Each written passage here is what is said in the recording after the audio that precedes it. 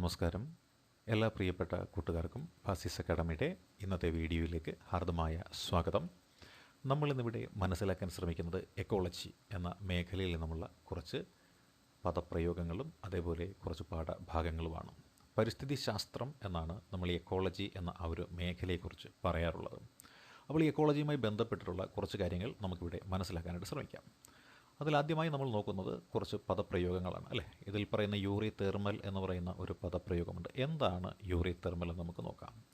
ഊഷ്മാവിൻ്റെ വലിയ വ്യതിയാനങ്ങൾ ചെറുത്ത് നിൽക്കുവാനും അതിജീവിക്കുവാനും കഴിയുന്ന ജീവജാലങ്ങളെയാണ് നമ്മൾ യൂറി തെർമൽ എന്ന പദം കൊണ്ട് വിശേഷിപ്പിക്കുന്നത്. അപ്പോൾ യൂറി തെർമൽ എന്താണ് എന്ന് നമ്മൾ മനസ്സിലാക്കി കഴിഞ്ഞിരിക്കുകയാണ്.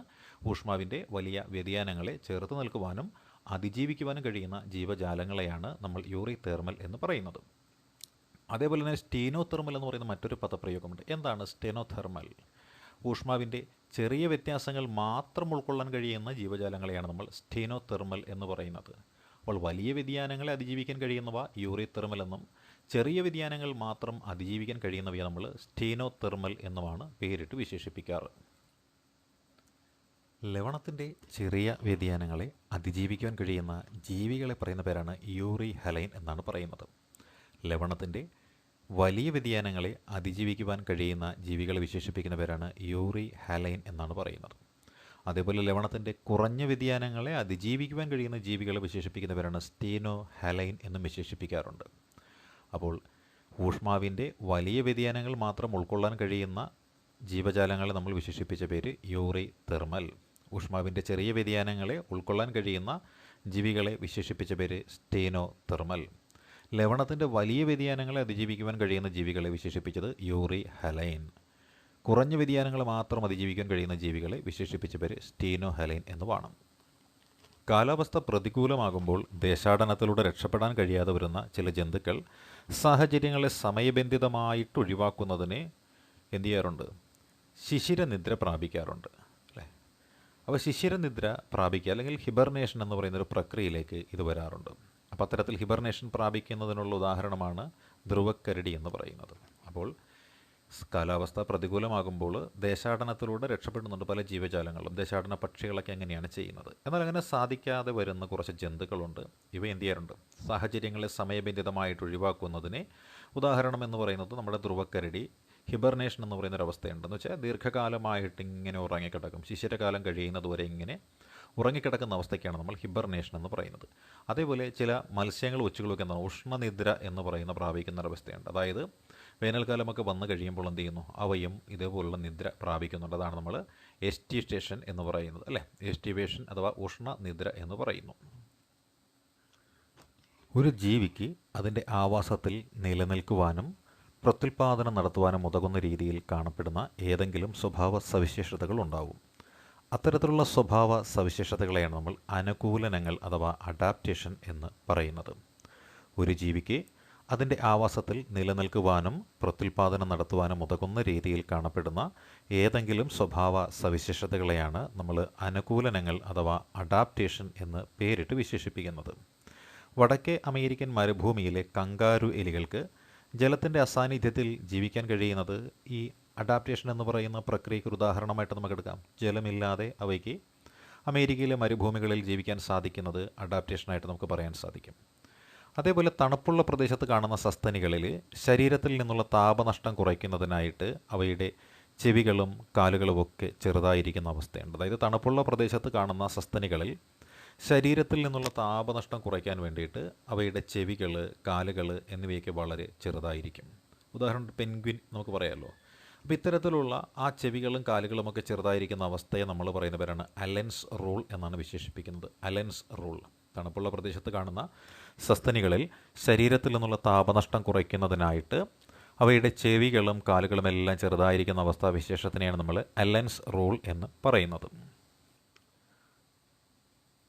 അടുത്തതായി നമുക്ക് ജീവിഗണത്തിലെ പരസ്പര ആശ്രയത്വത്തെക്കുറിച്ച് മനസ്സിലാക്കാൻ ശ്രമിക്കാം. എന്താണ് പരസ്പര ആശ്രയത്വം എന്ന് നമുക്ക് നോക്കാം അല്ലേ. ഇരപിടിക്കൽ എന്ന് പറയുന്നൊരു പ്രക്രിയയുണ്ട്. ഇതിനെ നമ്മൾ വിശേഷിപ്പിക്കുന്നത് പ്രെഡേഷൻ എന്നാണ്. ഇരപിടിക്കൽ അഥവാ പ്രിഡേഷൻ. അതേപോലെ രണ്ട് ജീവിവർഗത്തിനും ഗുണം ലഭിക്കുന്ന ഒരവസ്ഥയുണ്ട് അല്ലേ. രണ്ട് ജീവിവർഗത്തിനും അതേപോലെ ഗുണം ലഭിക്കുന്ന അവസ്ഥയ്ക്ക് നമ്മൾ പറയുന്ന പേരാണ് എന്തായിരിക്കുക? സഹോപകാരിത അഥവാ മ്യൂച്വലിസം എന്ന് പറയും അല്ലേ. പ്രിഡേഷൻ എന്ന് വെച്ചാൽ ഇരപിടിക്കുക എന്നുള്ളതാണ്.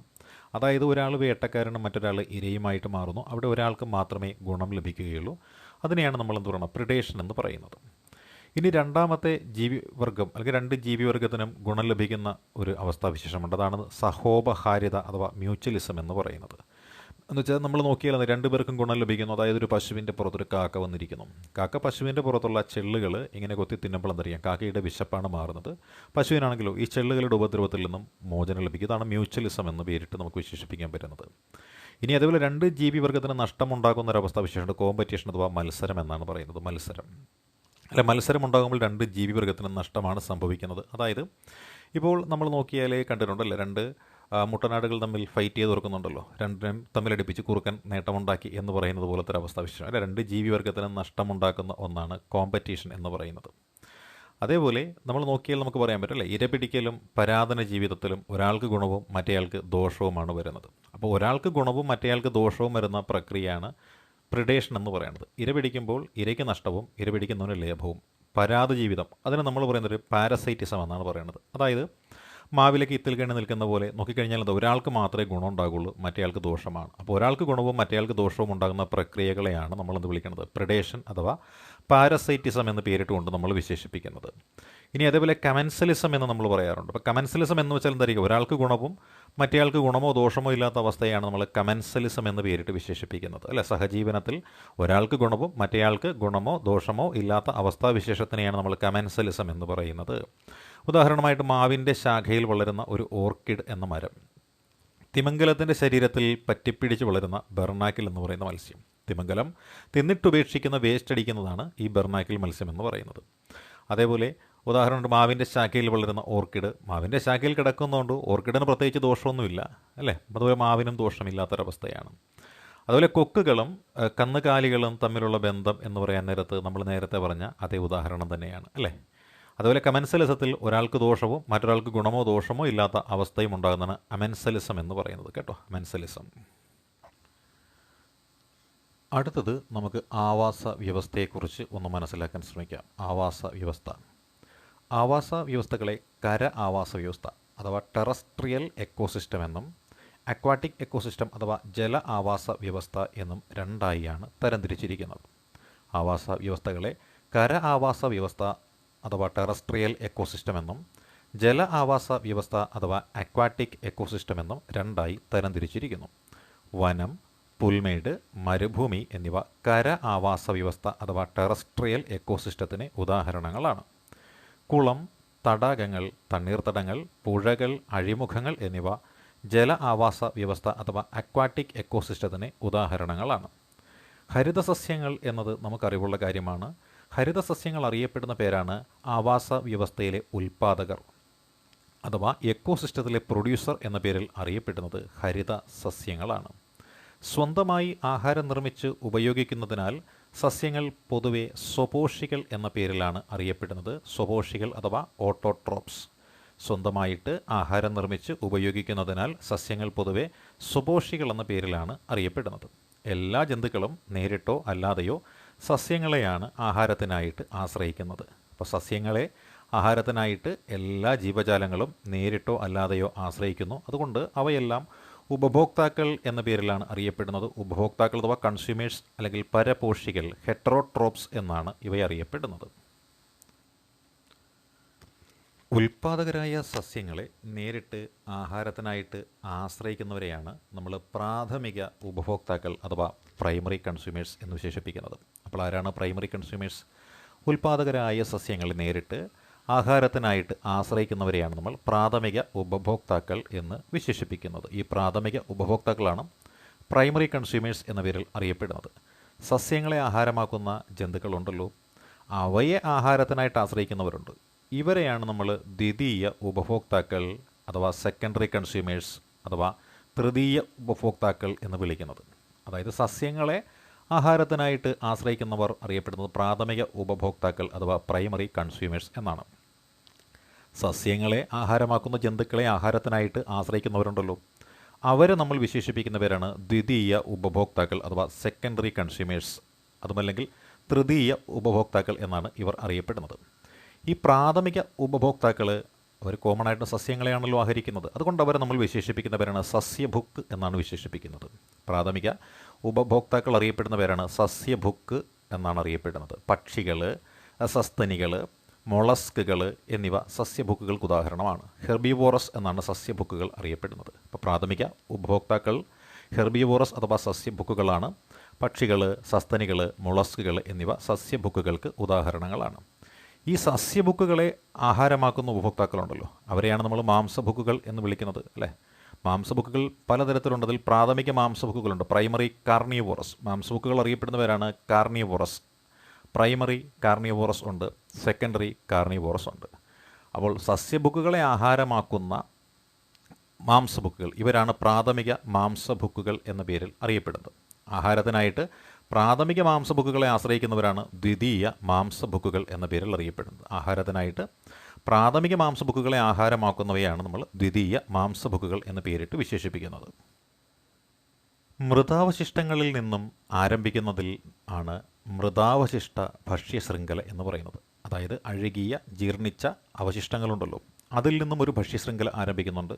അതിനെയാണ് നമ്മൾ ഡെട്രിയസ് ഫുഡ് ചെയിൻ അഥവാ മൃതാവശിഷ്ടങ്ങളിൽ നിന്നും ആരംഭിക്കുന്ന ഭക്ഷ്യ ശൃംഖല എന്ന് പേരിട്ട് വിശേഷിപ്പിക്കുന്നത്. ഇവ പരപോഷികളായ ബാക്ടീരിയ, ഫംഗസ് തുടങ്ങിയ വിഘാടകർ ചേർത്ത് ഉണ്ടായിരിക്കുന്ന ഒന്നാണ്. അപ്പോൾ മൃതാവശിഷ്ടങ്ങളിൽ നിന്നും ആരംഭിക്കുന്ന ഒരു ഭക്ഷ്യ ശൃംഖലയുണ്ട്. ഇതിനെയാണ് നമ്മൾ മൃതാവശിഷ്ട ഭക്ഷ്യ ശൃംഖല എന്ന് പേരിട്ട് വിശേഷിപ്പിക്കുന്നത്. ഇതിൽ ബാക്ടീരിയകൾ, ഫംഗസുകൾ എന്നിവയാണ് വിഘാടകരായിട്ട് ഉള്ളത്. ഇവയ്ക്ക് ആവശ്യമായ ഊർജവും പോഷണവും മൃതാവശിഷ്ടങ്ങളുടെ വിഘടനത്തിൽ നിന്നുമാണ് ലഭിക്കുന്നത്. അതിനാൽ ഇവ മൃതഭോജികൾ എന്ന പേരിലും അറിയപ്പെടുന്നുണ്ട്. അപ്പോൾ വിഘാടകർ എന്ന് പറയുന്ന ബാക്ടീരിയ, ഫംഗസ് എന്നിവയ്ക്ക് ആവശ്യമായിട്ടുള്ള ഊർജം, പോഷണം എന്നിവയെല്ലാം ലഭിക്കുന്നത് ഈ മൃതാവശിഷ്ടങ്ങളുടെ വിഘടനത്തിൽ നിന്നുമാണ്. അതുകൊണ്ട് തന്നെ ഇവയെ നമ്മൾ മൃതഭോജികൾ അഥവാ സാപ്രോഫൈറ്റ്സ് എന്ന പേരിട്ടാണ് വിശേഷിപ്പിക്കുന്നത്. പ്രകൃതിയാലുള്ള ആവാസ വ്യവസ്ഥയിലെ ചില ജീവികളായിട്ടുള്ള പാറ്റ, കാക്ക, മനുഷ്യൻ ഇവയെ നമ്മൾ ഒംനിവോറസ് അഥവാ മിശ്രഭുക്ക് എന്ന ശ്രേണിയിലാണ് പെടുത്തിയിരിക്കുന്നത്. പ്രകൃതിയാലുള്ള ആവാസ വ്യവസ്ഥയിലെ ചില ജീവികളായിട്ടുള്ള പാറ്റ, കാക്ക, മനുഷ്യൻ മുതലായവയൊക്കെ മിശ്രഭുക്കുകൾ എന്ന പേരിലാണ് അറിയപ്പെടുന്നത്. ആഹാരത്തിൻ്റെയോ പോഷണത്തിൻ്റെയോ സ്രോതസ്സിനെ അടിസ്ഥാനമാക്കി ഓരോ ജീവിക്കും ഭക്ഷ്യശൃംഖലയിൽ ഒരു പ്രത്യേക സ്ഥാനമുണ്ട്. ആഹാരത്തിൻ്റെയോ പോഷണത്തിൻ്റെയോ സ്രോതസ്സിനെ അടിസ്ഥാനമാക്കിയിട്ട് ഓരോ ജീവിക്കും ഭക്ഷ്യശൃംഖലയിൽ ഒരു പ്രത്യേക സ്ഥാനമുണ്ട്. ഇതിനെ നമ്മൾ വിശേഷിപ്പിക്കുന്നവരാണ് ട്രോഫിക് ലെവൽ അഥവാ പോഷണതലം എന്നാണ് വിശേഷിപ്പിക്കുന്നത്. അപ്പോൾ എന്താണ് പോഷണതലം? ആഹാരത്തിൻ്റെയോ പോഷണത്തിൻ്റെയോ സ്രോതസ്സിനെ അടിസ്ഥാനമാക്കിയിട്ട് ഓരോ ജീവിക്കും ഭക്ഷ്യശൃംഖലയിൽ ഒരു പ്രത്യേക സ്ഥാനമുണ്ട്. ഇതിനെയാണ് നമ്മൾ പോഷണതലം അഥവാ ട്രോഫിക് ലെവൽ എന്ന് പറയുന്നത്. ഇനി ഈ പോഷണതലത്തിൽ ആരെല്ലാം ഉൾപ്പെടുന്നു എന്ന് നമുക്കൊന്ന് പരിശോധിക്കാം. പോഷണതലത്തിൽ ഉൾപ്പെടുന്ന ഒന്നാമത്തെ ഘടകത്തിൽ ഉൾപ്പെടുന്ന ആൾക്കാർ ഉൽപ്പാദകരാണ്. അപ്പോൾ പോഷണതലത്തിൽ ഒന്നാമത് ഉൾപ്പെടുന്നത് ആര് എന്ന് ചോദിച്ചാൽ ഉൽപ്പാദകരാണ് പോഷണതലത്തിൽ ഉൾപ്പെടുന്നതിൽ ഒന്നാമത്തേത്. ഇനി രണ്ടാമത്തെ പോഷണതലമുണ്ടല്ലോ, രണ്ടാമത്തെ പോഷണതലം അതിലാരാണ് ഉൾപ്പെടുന്നത്? അതിൽ ഉൾപ്പെടുന്നത് സസ്യഭുക്കുകളാണ്. രണ്ടാമത്തെ പോഷണതലത്തിൽ ഉൾപ്പെടുന്നത് സസ്യഭുക്കുകളാണ്. ഒന്നാമത്തെ പോഷണതലത്തിൽ ഉൾപ്പെടുന്നത് ഉൽപ്പാദകരും രണ്ടാമത്തെ പോഷണതലത്തിൽ ഉൾപ്പെടുന്നത് സസ്യഭുക്കുകളുമാണ്. സസ്യഭുക്കുകൾ അല്ലേ, അവരാണ് രണ്ടാമത്തെ പോഷണതലം. മാംസഭുക്കുകളെ നമ്മൾ മൂന്നാമത്തെ പോഷണ തലത്തിലാണ് പെടുത്തിയിരിക്കുന്നത്. അപ്പോൾ മാംസഭുക്കുകളെ മൂന്നാമത്തെ പോഷണ തലത്തിലാണ് നമ്മൾ ഉൾപ്പെടുത്തിയിരിക്കുന്നത്. ഇനി ഈ ഭക്ഷ്യ ശൃംഖലയിലെ മോഷണ അംഗങ്ങളുടെ എണ്ണം പരിമിതപ്പെട്ടിരിക്കുന്നതിന് കാരണമെന്ന് പറയുന്നത് ഊർജ്ജ കൈമാറ്റത്തിലെ 10% നിയമമാണ്. അതായത് മോഷണമല്ല, പോഷണമാണ് കേട്ടോ. പോഷണ അംഗങ്ങളുടെ എണ്ണം, ഭക്ഷ്യ ശൃംഖലയിലെ അംഗങ്ങളുടെ എണ്ണം പരിമിതപ്പെട്ടിരിക്കുന്നതിന് കാരണം ഊർജ്ജ കൈമാറ്റത്തിലെ 10% നിയമമാണ്. അതായത് ഒരു പോഷണ തലത്തിൽ നിന്ന് അടുത്ത പോഷണ തലത്തിലേക്ക് കൈമാറ്റം ചെയ്യപ്പെടുന്നത് 10% ഊർജ്ജം എന്നാണ് പറയുന്നത്. ഇപ്പോൾ സസ്യഭുക്കിനെ കഴിക്കുന്ന മാംസഭുക്കിന് കിട്ടുന്നത് വെറും 10% ഊർജ്ജം മാത്രമേ ഉള്ളൂ. അപ്പോൾ ഞാൻ കഴിക്കുന്ന ആഹാരത്തിൻ്റെ 10% മാത്രമാണ് എന്നെ ഭക്ഷണമാക്കുന്ന അടുത്ത ജീവിക്ക് കിട്ടുക. അതാണ് 10% നിയമം എന്ന് പറയുന്നത്. ഊർജ്ജ വിതരണം അതിൻ്റെ തരത്തിലുള്ള എക്കോളജിക്കൽ പിരമിഡുകളെ 3ആയിട്ടാണ് വിഭജിച്ചിരിക്കുന്നത്. ഊർജ്ജ വിതരണത്തിനുള്ള പല തരംതിരിവുമുണ്ട്. അത്തരത്തിൽ ഇക്കോളജിക്കൽ പിരമിഡുകളുണ്ട്. ആ എക്കോളജിക്കൽ പിരമിഡുകളെ 3ആയിട്ടാണ് വിഭജിച്ചിരിക്കുന്നത്. ഊർജ്ജ വിതരണത്തിൻ്റെ എക്കോളജിക്കൽ പിരമിഡുകളെ 3ആയിട്ട് വിഭജിച്ചിരിക്കുന്നു എന്നാണ് നമ്മൾ പരാമർശിച്ചിരിക്കുന്നത്. ആ പിരമിഡുകളാണ് ഒന്ന് സംഖ്യാ പിരമിഡ്, മറ്റൊന്ന് ജൈവപിണ്ഡ പിരമിഡ്, മറ്റൊന്ന് ഊർജ പിരമിഡ് എന്നിങ്ങനെയാണ് തരംതിരിച്ചിരിക്കുന്നത്. ഇപ്പോൾ സംഖ്യാ പിരമിഡ്, ജൈവപിണ്ഡ പിരമിഡ്, ഊർജ പിരമിഡ് എന്നിങ്ങനെ ഇക്കോളജിക്കൽ പിരമിഡുകളെ 3ആയി വിഭജിച്ചിരിക്കുന്നു. ഇനി നമുക്ക് നോക്കാം അടുത്തത് അല്ലേ. സെറാർച്ച് എന്ന് പറഞ്ഞൊരു ഏരിയയാണ്, അത് തരിശ് പ്രദേശമാണ്. അപ്പോൾ തരിശ് പ്രദേശത്ത് ആദ്യമായിട്ട് രൂപം കൊള്ളുന്ന ജീവിവർഗമാണ് പയനിയർ സ്പീഷീസ് എന്ന് പറയുന്നത്. പയനിയർ സ്പീഷീസ് തരിശായി കിടക്കുന്നൊരു പ്രദേശത്ത് പാറകൾ മാത്രമായിരിക്കും ഉണ്ടായിരിക്കുക. അപ്പോൾ ഇത്തരത്തിലുള്ള പാറകളിൽ പ്രാഥമികമായിട്ടൊരു അനുക്രമം നടക്കുമ്പോൾ ഈ പാറ പൊടിഞ്ഞ് മണ്ണുണ്ടാക്കാൻ കഴിയുന്ന ആസിഡുകൾ അത് ഉൽപ്പാദിപ്പിക്കാൻ ശേഷിയുള്ള ലിക്കൻസ് അഥവാ ലൈക്കനുകളാണ് ആദ്യമായിട്ട് വളരുന്നത്. അപ്പോൾ തരിശ പ്രദേശത്ത് ആദ്യമായിട്ട് വളരുന്നത് ലൈക്കനുകൾ, അതായത് പായൽ പോലത്തെ ഒരു ജീവിവർഗമാണ്. അതിനെ ആസിഡ് ഉൽപ്പാദിപ്പിക്കാനുള്ളൊരു കഴിവുണ്ട്. ഈ ആസിഡുകളാണ് നമ്മളീ പറയുന്ന ആ പാറ പൊടിഞ്ഞ് മണ്ണുണ്ടാകുന്ന പ്രക്രിയയിൽ കൂടുതലായിട്ട് പങ്കെടുക്കുന്നത് നമുക്ക് മനസ്സിലാക്കാൻ സാധിക്കും.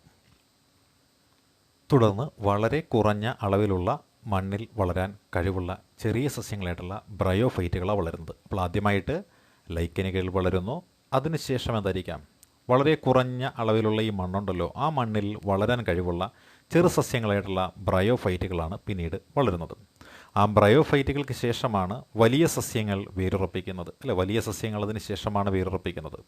തുടർന്ന് സ്ഥിരതയുള്ള ക്ലൈമാക്സ് കമ്മ്യൂണിറ്റി ആയിട്ടുള്ള വനം രൂപപ്പെടുന്നു അല്ലേ. വനം പിന്നീട് രൂപപ്പെടുന്നു. ആ വനം രൂപപ്പെട്ട് കഴിയുമ്പോൾ എന്തായിരിക്കും, പരിസ്ഥിതിയിൽ മാറ്റം ഉണ്ടാകാത്ത കാലം അത്രയും അല്ലേ ക്ലൈമാക്സ് കമ്മ്യൂണിറ്റി അവിടെ സ്ഥിരമായിട്ട് നിലനിൽക്കുന്നുണ്ട്. കാലക്രമേണ ഈ മരുപ്രദേശം എന്ന് പറയുന്നത് ഒരു മിതോഷ്ണ മേഖലയിലേക്ക് വരികയാണ് ചെയ്യുന്നത്. ജൈവ വൈവിധ്യം എന്നൊരു പദമുണ്ട്. ജൈവ വൈവിധ്യം, ബയോഡൈവേഴ്സിറ്റി. ഈ പദം ആവിഷ്കരിച്ച് പ്രചരിപ്പിച്ചത് എഡ്വേർഡ് വിൻസൺ എന്ന് പറയുന്ന ഒരു സാമൂഹ്യ ജീവശാസ്ത്രജ്ഞനാണ്. അപ്പോൾ ജൈവ വൈവിധ്യം എന്ന പദം ആവിഷ്കരിച്ച് പ്രചരിപ്പിച്ചത് ആര് എന്ന് ചോദിച്ചാൽ അതാണ് എഡ്വേർഡ് വിൽസൺ എന്ന് പറയുന്ന ഒരു ജൈവ ശാസ്ത്രജ്ഞനാണ് ജൈവ വൈവിധ്യം എന്ന പദം ആവിഷ്കരിച്ച് പ്രചരിപ്പിച്ചത്. ഇനി ജൈവ വൈവിധ്യത്തെക്കുറിച്ച് നമ്മൾ നോക്കിയാൽ നമുക്ക് പറയാൻ പറ്റുകയാണ്, ഭൂമധ്യരേഖയിൽ നിന്ന് ധ്രുവപ്രദേശങ്ങളിലേക്ക് പോകുന്തോറും ഈ സ്പീഷീസുകളുടെ വൈവിധ്യം എന്ന് പറയുന്നത് പതുക്കെ പതുക്കെ കുറഞ്ഞു വരുന്നുണ്ട് കേട്ടോ. ഭൂമധ്യരേഖയിൽ നിന്ന് ധ്രുവങ്ങളിലേക്ക് പോകുന്തോറും സ്പീഷീസുകളുടെ വൈവിധ്യം എന്ന് പറയുന്നത് ഇങ്ങനെ കുറഞ്ഞു വരുന്നത് നമുക്ക് കാണാനായിട്ട് സാധിക്കുന്നുണ്ട്. ഉഷ്ണമേഖലയിൽ ഉൾപ്പെടുന്ന തെക്കേ അമേരിക്കയിലെ ആമസോൺ മഴക്കാടുകളിലാണ് ഭൂമിയിൽ ഏറ്റവും കൂടുതൽ ജൈവ വൈവിധ്യം ഉള്ളത്. ഭൂമിയിൽ ഏറ്റവും കൂടുതൽ ജൈവ വൈവിധ്യം ഉള്ളത് എവിടെയാണ്? ഈ ആമസോൺ മഴക്കാടുകളിലാണ്. ഇത് ഉഷ്ണമേഖലാ പ്രദേശമായതിനാൽ ദശലക്ഷക്കണക്കിന് വർഷങ്ങളായിട്ട് യാതൊരു തരത്തിലുള്ള കാലാവസ്ഥാ വ്യതിയാനവും ഇല്ലാതെ തുടരുന്നൊരു മേഖലയാണ്. അതുകൊണ്ട് തന്നെയാണ് ജീവിവർഗങ്ങളുടെ പരിണാമത്തിന് പുതിയ വർഗങ്ങൾക്ക് ഉതകുന്ന തരത്തിൽ ദീർഘമായിട്ടുള്ള ഒരു കാലയളവ് ലഭിക്കുന്നത്. അപ്പോൾ ഏറ്റവും കൂടുതൽ ജൈവ വൈവിധ്യം ഉള്ളത് ആമസോൺ മഴക്കാടുകളിലാണ്. ഇത് ഉഷ്ണമേഖലാ പ്രദേശത്താണ്. ഭൂമധ്യരേഖയോട് ചേർന്ന് കിടക്കുന്നതിനാലാണ് ഇത്തരത്തിൽ ജൈവ വൈവിധ്യം കൂടുതൽ കാണപ്പെടുന്നത്. ഉഷ്ണമേഖലയിൽ കൂടുതൽ സൂര്യപ്രകാശം ലഭിക്കുന്നതിനാൽ ഉൽപ്പാദനം കൂട്ടാനായിട്ട് അത് ഇടയാക്കുന്നുണ്ട്. ഉഷ്ണമേഖലയിൽ കൂടുതൽ സൂര്യപ്രകാശം ലഭിക്കുന്നതിനാൽ ഉൽപ്പാദനം സ്വാഭാവികമായിട്ടും വർദ്ധിക്കാറുണ്ട്. അതുകൊണ്ട് തന്നെ പരോക്ഷമായി ജൈവ വൈവിധ്യ സമ്പന്നതയ്ക്ക് മുതൽക്കൂട്ടാവുന്നത് ഈ ഒരു സൂര്യപ്രകാശം തന്നെയാണ്. മനുഷ്യൻ്റെ പ്രധാനപ്പെട്ട പ്രവൃത്തികൾ കാരണം ജൈവ വൈവിധ്യ നാശം സംഭവിക്കാറുണ്ട്. ഇവയെ തിന്മയുടെ ചതുഷ്കോണം അഥവാ ഈവിൾ ക്വാർട്ടറ്റ് എന്നാണ് വിളിക്കുന്നത്. ഈവിൾ ക്വാർട്ടറ്റ്, തിന്മയുടെ ചതുഷ്കോണം എന്ന് വിശേഷിപ്പിക്കപ്പെടുന്നുണ്ട്. അപ്പോൾ എന്താണ് തിന്മയുടെ ചതുഷ്കോണം? ജൈവ വൈവിധ്യത്തെ നശിപ്പിക്കുന്നതിന് മനുഷ്യൻ്റെ പ്രവൃത്തികളാണ് കാരണമെന്ന് നമ്മൾ പറഞ്ഞു. ഈ മനുഷ്യൻ്റെ പ്രവൃത്തികളെ 4 പ്രധാന കാരണങ്ങളാക്കി തിരിച്ചിട്ടാണ് ഇതിനെ ജൈവ വൈവിധ്യത്തിൻ്റെ നാശത്തിന് കാരണമായ തിന്മയുടെ ചതുഷ്കോണം അഥവാ ഈവിൾ ക്വാർട്ടറ്റ് എന്നാണ് നമ്മൾ വിശേഷിപ്പിക്കുന്നത്. ഈവിൾ ക്വാർട്ടറ്റ് നമ്മൾ പറഞ്ഞ 4 ഈവിൾ ക്വാർട്ടറ്റിൽ അതേതെല്ലാമാണോ? ഒന്ന് ആവാസ നാശവും വിഭജനവും എന്ന് പറയാറുണ്ട് അല്ലേ. അതായത് ഉഷ്ണമേഖല മഴക്കാടുകളുടെ നശീകരണം സംഭവിക്കുന്നു. അപ്പോൾ എന്തായിരിക്കും അറിയപ്പെടുക? ആ ഉഷ്ണമേഖല മഴക്കാടുകൾ പൊതുവെ അറിയപ്പെടുന്ന പേരാണ് ഭൂമിയുടെ ശ്വാസകോശങ്ങൾ എന്നാണ് അറിയപ്പെടുന്നത്. ഭൂമിയുടെ ശ്വാസകോശങ്ങളായിട്ടുള്ള ഉഷ്ണമേഖല മഴക്കാടുകൾ നശിപ്പിക്കപ്പെടുമ്പോൾ ആവാസ വ്യവസ്ഥയുടെ നാശം സംഭവിക്കുന്നുണ്ട്, ജീവികളുടെ വിഭജനവും സംഭവിക്കുന്നുണ്ട്. ഇനി രണ്ടാമത്തെ കാരണം എന്താണ്? അത് അമിതമായ ചൂഷണത്തെക്കുറിച്ചാണ് പറയുന്നത്. അമിതമായ ചൂഷണം, അതായത് ആവശ്യം എന്ന് പറയുന്നത് നമുക്ക് എല്ലാവർക്കും ഉണ്ട്, ആവശ്യത്തിനുള്ള വിഭവങ്ങളുമുണ്ട്. എന്നാൽ ആവശ്യം എന്നത് അത്യാഗ്രഹത്തിന് വഴിമാറുമ്പോൾ അത് പ്രകൃതി വിഭവങ്ങളുടെ അമിതമായ ചൂഷണത്തിന് കാരണമാവുന്നുണ്ട്.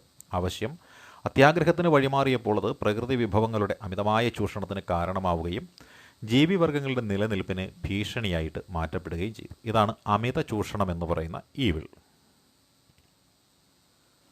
മൂന്നാമത്തേത് അന്യദേശ ജീവികളോടുള്ള അധിനിവേശമാണ്. അന്യദേശ ജീവികളുടെ ഒരു അധിനിവേശമുണ്ട്. അതായത് അന്യദേശങ്ങളിൽ നിന്നുള്ള ജീവിവർഗ്ഗങ്ങൾ മനഃപൂർവ്വമായിട്ടോ യാദൃച്ഛികമായിട്ടോ നമ്മുടെ ആവാസങ്ങളിൽ എത്തുമ്പോൾ അവയിൽ ചിലത് അധിനിവേശ ജീവികളായിട്ട് മാറുന്നു.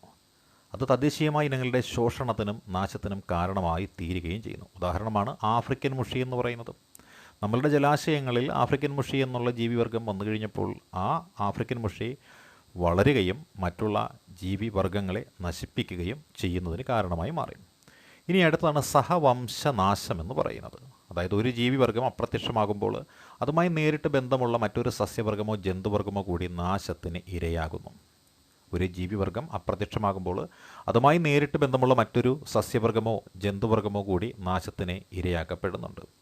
ഒരു ജീവിവർഗം നശിക്കുമ്പോൾ അതിനെ ആശ്രയിച്ച് ജീവിക്കുന്ന പരാദജീവികളും നശിക്കുന്നു. ഏതെങ്കിലും ഒന്നിൻ്റെ നാശം മറ്റൊന്നിനെ കൂടി വംശനാശത്തിലേക്ക് നയിക്കുകയാണ് ചെയ്യുന്നത്. ജൈവ വൈവിധ്യം സംരക്ഷിക്കപ്പെടേണ്ടതിൻ്റെ കാരണങ്ങളെക്കുറിച്ചാണ് ഇന്ന് നമ്മൾ നോക്കുന്നത്. അതിന് പ്രധാനമായിട്ടും 3 കാരണങ്ങളാണ് ഉള്ളത്. ജൈവ വൈവിധ്യം സംരക്ഷിക്കപ്പെടേണ്ടതിൻ്റെ കാരണങ്ങളെ നമുക്ക് 3ആയിട്ട് തരംതിരിക്കാൻ സാധിക്കും. 1 സങ്കുചിത പ്രായോഗിക വാദം, 2 വിശാല പ്രായോഗിക വാദം, 3 നൈതിക വാദഗതികൾ. ഇങ്ങനെ 3 രീതിയിലാണ് ജൈവ വൈവിധ്യം സംരക്ഷിക്കപ്പെടേണ്ടതിൻ്റെ കാരണങ്ങളെ നമ്മൾ തരംതിരിച്ചിരിക്കുന്നത്. ഒന്ന് സങ്കുചിത പ്രായോഗിക വാദമെന്നും, മറ്റൊന്ന് വിശാല പ്രായോഗിക വാദമെന്നും, മൂന്നാമത്തേത് നൈതിക വാദഗതികൾ എന്നുമാണ് നമ്മളിതിനെ തരംതിരിക്കുന്നത്. അടുത്തത് എന്താണ് ഇൻസിറ്റു കൺസർവേഷൻ എന്ന് നമുക്കൊന്ന് നോക്കാം. ഇൻസിറ്റു കൺസർവേഷൻ അഥവാ സ്ഥല സംരക്ഷണം എന്നാണ് നമ്മൾ പറയുന്നത്, അല്ലേ? സ്ഥല സംരക്ഷണം എന്നാണ് ഇൻസിറ്റു കൺസർവേഷൻ. അതായത് ആവാസ സ്ഥലത്തിൻ്റെ അകത്ത് സംരക്ഷിക്കുന്ന പരിപാടി. അതായത് വംശനാശ ഭീഷണി നേരിട്ട് കൊണ്ടിരിക്കുന്ന ജീവജാലങ്ങളിൽ അവയുടെ പ്രദേശമായ ആവാസ സ്ഥലം തന്നെ സംരക്ഷിക്കാൻ വേണ്ടി തയ്യാറാക്കുന്ന പദ്ധതികളെയാണ് നമ്മൾ ഇൻസിറ്റു കൺസർവേഷൻ അഥവാ തൽസ്ഥല സംരക്ഷണ പദ്ധതി എന്ന് പറയുന്നത്. അപ്പോൾ തൽസ്ഥല സംരക്ഷണ പദ്ധതി എന്ന് പറയാൻ നേരത്ത് ബയോസ്ഫിയർ റിസർവുകൾ, നാഷണൽ പാർക്കുകൾ, വന്യജീവി സങ്കേതങ്ങൾ, കാവുകൾ എന്നിവയെല്ലാം നമുക്കതിന് ഉദാഹരണമായിട്ട് പറയാം. അതായത് വംശനാശ ഭീഷണി നേരിട്ട് കൊണ്ടിരിക്കുന്ന ജീവജാലങ്ങളെ അവയുടെ ആവാസ സ്ഥലത്ത് തന്നെ സംരക്ഷിക്കുന്ന പദ്ധതിയാണ് തൽസ്ഥല സംരക്ഷണ പദ്ധതി അഥവാ ഇൻസിറ്റു കൺസർവേഷൻ എന്ന് പറയുന്നത്. അതിനുദാഹരണമാണ് ബയോസ്ഫിയർ റിസർവ്, നാഷണൽ പാർക്ക്, ജീവി സങ്കേതങ്ങൾ എന്നിവ.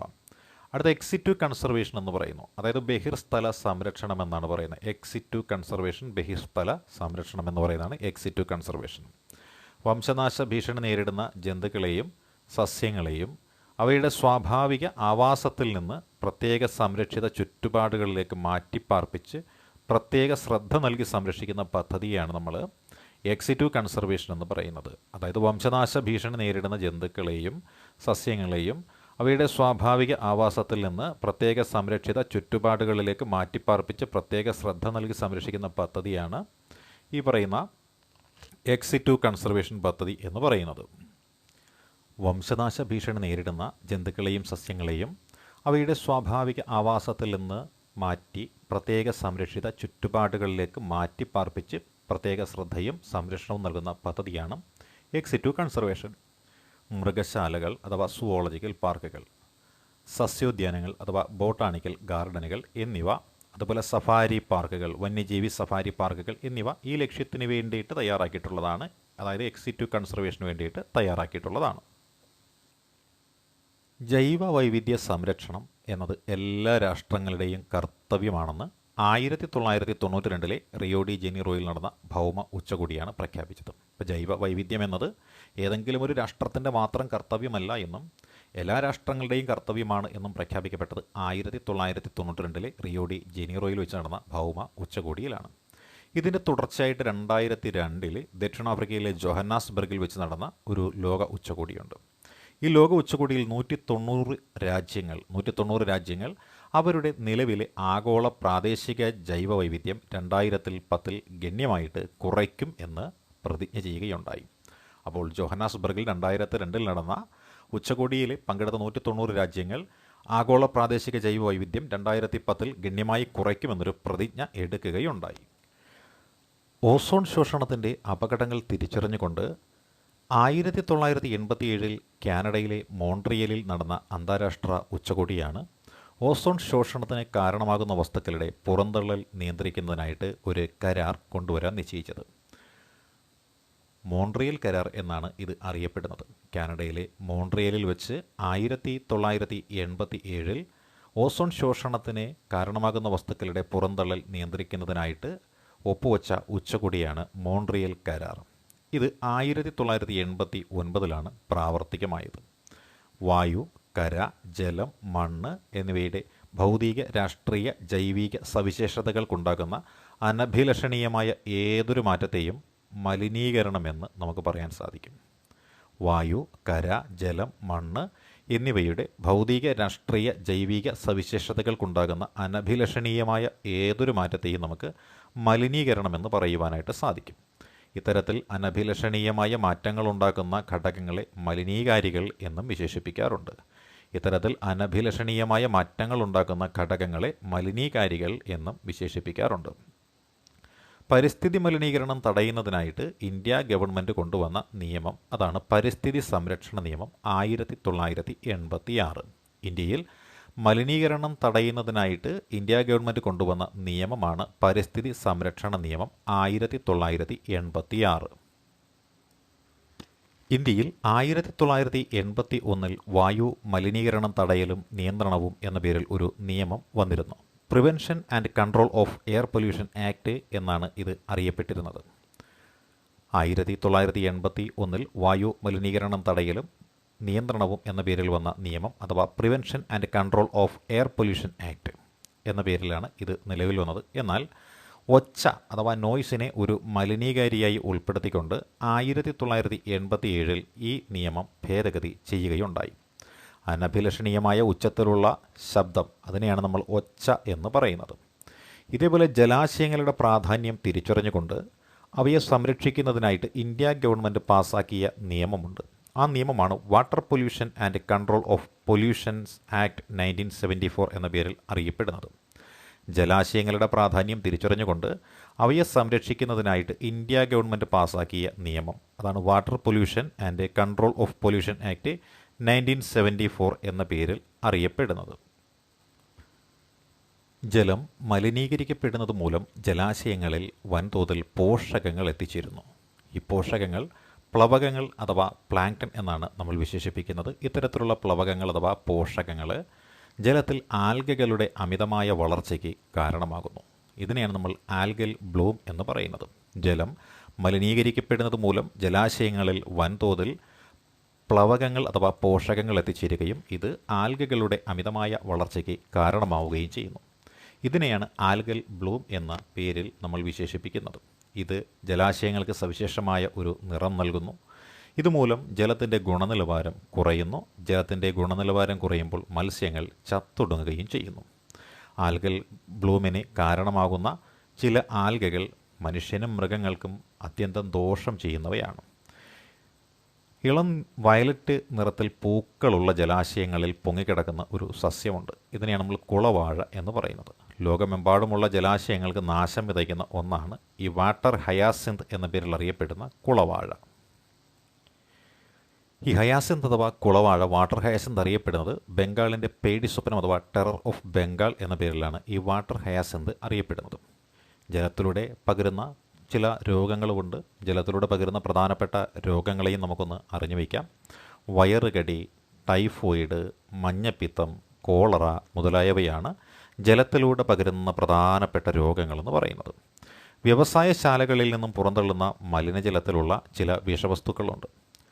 ഭക്ഷ്യശൃംഖലയിൽ ബയോളജിക്കൽ മാഗ്നിഫിക്കേഷൻ എന്ന അവസ്ഥയ്ക്കാണ് ഇത് കാരണമാകുന്നത്. അപ്പോൾ വ്യവസായശാലകളിൽ നിന്നും പുറന്തള്ളുന്ന മലിനജലത്തിൽ ധാരാളം വിഷവസ്തുക്കൾ ഉണ്ടുവെന്നും ഇത് ജലത്തിൽ എത്തിച്ചേർന്ന് കഴിയുമ്പോൾ ജലത്തിലെ ഭക്ഷ്യ ശൃംഖലയിൽ ബയോ മാഗ്നിഫിക്കേഷൻ അഥവാ ബയോളജിക്കൽ മാഗ്നിഫിക്കേഷൻ എന്ന ഒരു അവസ്ഥ സൃഷ്ടിക്കപ്പെടാറുണ്ട്.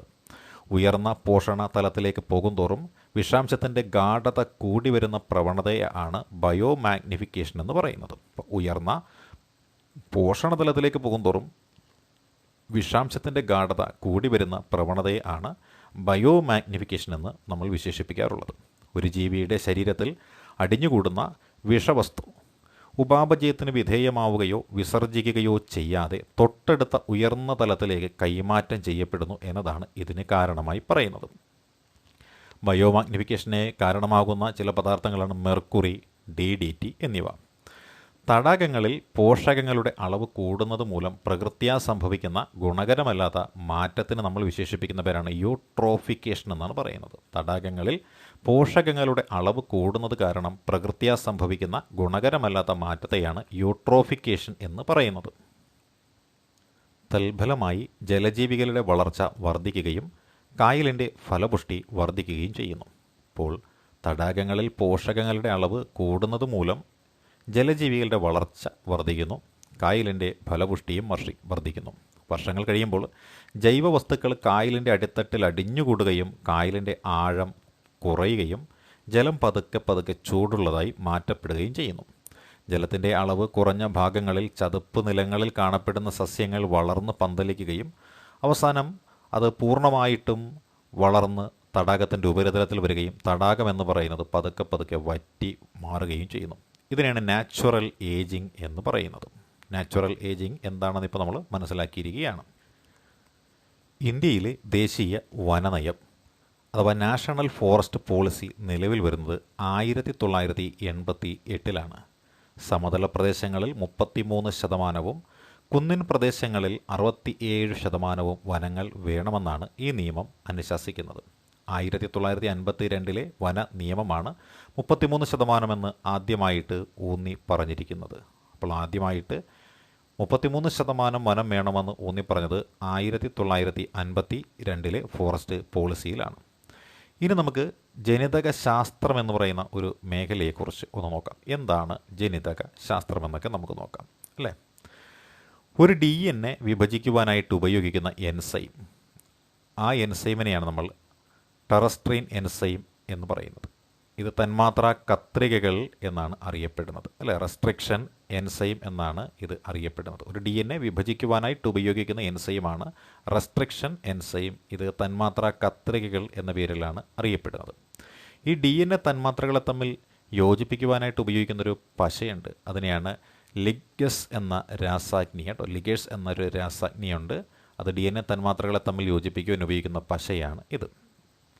ഒരു രാജ്യത്തിൽ നിന്നോ അവിടുത്തെ ജനങ്ങളിൽ നിന്നോ അനുമതി നേടാതെയോ നഷ്ടപരിഹാരം നൽകാതെയോ ബഹുരാഷ്ട്ര കമ്പനികളോ സംഘടനകളോ ആ രാജ്യത്തിൻ്റെ ജൈവ സമ്പത്തുകൾ ഉപയോഗിക്കുന്ന പ്രക്രിയയ്ക്ക് നമ്മൾ പറയുന്ന പേരാണ് ബയോ പൈറസി എന്നാണ് പറയുന്നത്. ഒരു രാജ്യത്തിൻ്റെ ജനങ്ങളിൽ നിന്നോ അവിടെയുള്ള സംഘടനകളിൽ നിന്നോ അല്ലെങ്കിൽ അവിടുത്തെ ജനങ്ങളിൽ നിന്നോ ഗവൺമെൻറ്റിൽ നിന്നോ അനുമതി നേടാതെ ബഹുരാഷ്ട്ര കമ്പനികളും സംഘടനകളും ആ രാജ്യത്തിൻ്റെ ജൈവസമ്പത്തുകൾ ഉപയോഗിക്കുന്ന പ്രക്രിയ നമ്മൾ വിളിക്കുന്ന പേരാണ് ബയോ പൈറസി എന്നാണ് വിശേഷിപ്പിക്കുന്നത്.